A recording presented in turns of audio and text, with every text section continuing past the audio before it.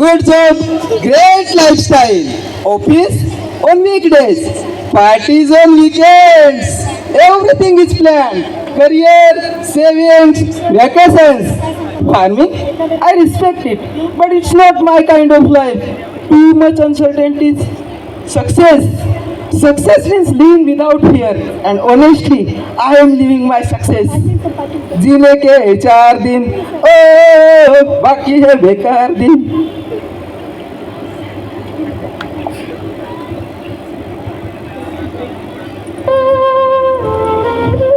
आजकल पाणी तो पडा, पण कर्ज कोठेच.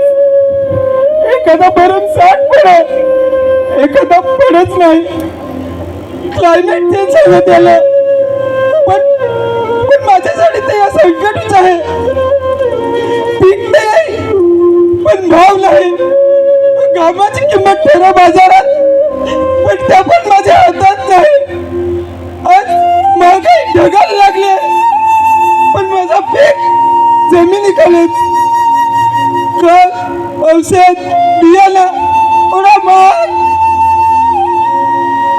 औषध बियाणं एवढा महाग. पोसायला शिकवायचं आहे, पण शिक्षण महाग. कपडं, भाडं, फी एवढा महाग. म्हणजे आम्ही काय शिकायचंच नाही काय? पोसायच्या लग्नाचा विचार केला तर जीव कालवर होईल. सुखासाठी लग्न करायचा, पण खर्च लागून ठेवाय. हात पसराय तर लाजे, हात आवरे तर घर रिकाम. एकदा वाटत का सगळं सोडून द्या, मरून जाऊ.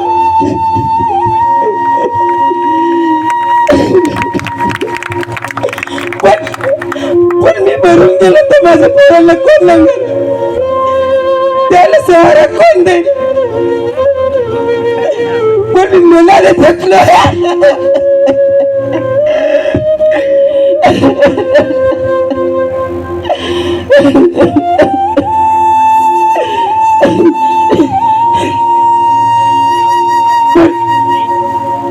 पण हार नाही म्हणत, कारण शेती आज फक्त राहणार नाही, ती माझ्या श्वासात आहे, श्वासात आहे, श्वासात आहे.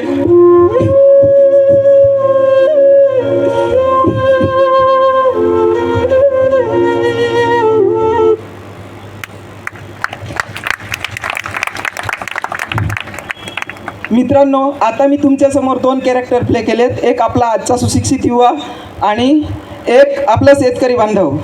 तर तुम्हाला सगळ्यांना माहीतच आहे, कोरोनाच्या काळात आपला संपूर्ण देश घरामध्ये बंद होता. तेव्हा मात्र माझा शेतकरी बांधव त्याच्या शेतात ठामपणे उभा होता.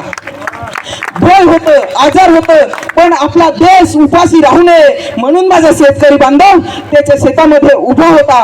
आजचा सुशिक्षित युवा मोठमोठे उद्योगपती आपले पैसे इन्व्हेस्ट करताना, गुंतवणूक करताना 10 वेळा विचार करतात, अनेकांचे सल्ले घेतात आणि मगच इन्व्हेस्ट करतात. पण माझा शेतकरी बांधव दरवर्षी हजारो लाखोंचं बियाणं त्याच्या शेतात पेरतो. या आशेने पेरतो की यावेळी माझं पीक चांगलं येईल, त्याला चांगला भाव मिळेल आणि मी माझ्या पोरांचं शिक्षण पूर्ण करेन, माझ्या पोरांची स्वप्न पूर्ण करेन. पण त्याला प्रत्येक वेळी त्याच्या हातात नसलेल्या संकटांना सामोरं जावं लागतं. कधी अतिवृष्टी होते, कधी कोरडा दुष्काळ, कधी अतिवृष्टी होते, कधी कोरडा दुष्काळ पडतो. तर यातून वाचलाच तर मग रोगराईला सामना करावा लागतो. आणि जर नशीब रोगराईमधून पण वाचला तर मात्र पीक भाव मिळत नाही. आणि तिथे पण जर नशीब मानलं, पीक भाव पण मिळावा, तर तिथे मात्र आपला दलाल साहेब येऊन त्याचा फायदा घेऊन जातो. शेतकरी हा फक्त अन्नदाता नाही, तर तो संकटाच्या वेळी उभा राहणाऱ्या देशाचा खरा योद्धा आहे.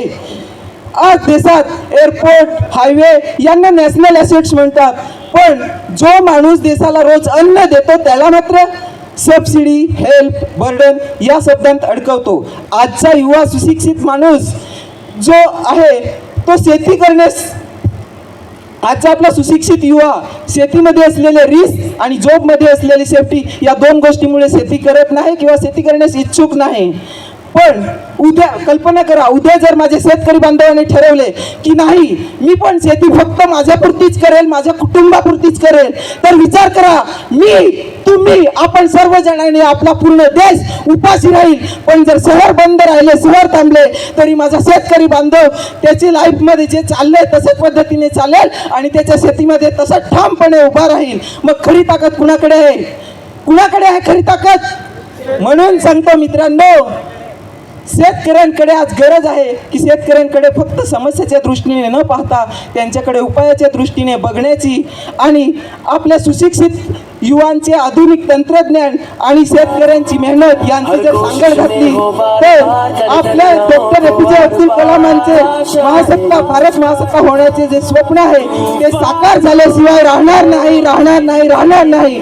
आणि शेवटचं एक सांगू इच्छितो की जर आपल्याला देश वाचवायचा असेल, देशाला पुढे न्यायचं असेल, तर आपला शेतकरी बांधव वाचलाच पाहिजे, वाचलाच पाहिजे. थँक्यू.